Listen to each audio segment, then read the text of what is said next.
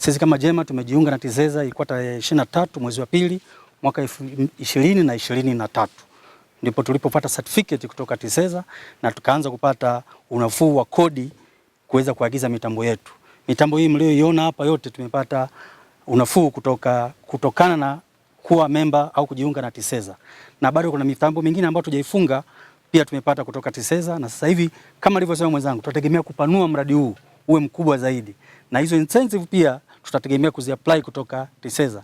Na ndio maana tumeungana na timu ya TISEZA leo ili waone nini tunachokifanya, waone jinsi faida tuliyoitumia tumeipataje na jinsi tunavyoendeleza kuipata.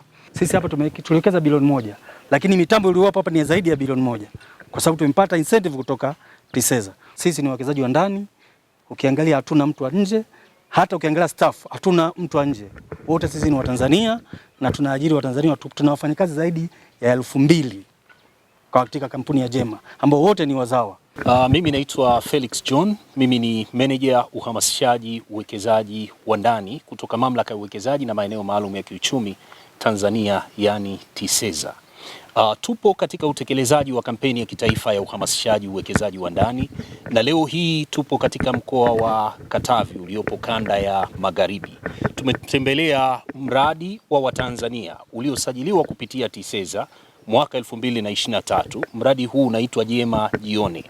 Huyu ni kati ya Watanzania waliothubutu na kusajili mradi na hatimaye wakanufaika na vivutio vya kikodi na visivyo vya kikodi vinavyotolewa na serikali kupitia TISEZA. Mathalan kama mnavyojionea wenyewe, hii mitambo na mashine iliyoko nyuma yangu yote imeingizwa nchini kwa msamaha wa ushuru wa forodha, jambo lililomsaidia mwekezaji huyu kupata unafuu mkubwa kabisa wa mtaji kama mlivyosikia yeye mwenyewe akisema. Tulikuwa kwenye ziara ya wiki ya uhamasishaji uwekezaji wa ndani kwa kushirikiana na Mamlaka ya Uwekezaji na Maeneo Maalum ya Kiuchumi Tanzania.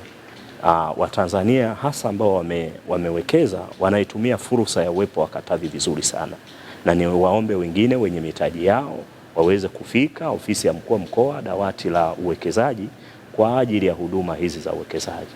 Baada ya zoezi hili la leo, tutakuwa na kikao na wawekezaji, wafanyabiashara, wenye viwanda ambao wamewekeza katika mkoa wetu wa Katavi.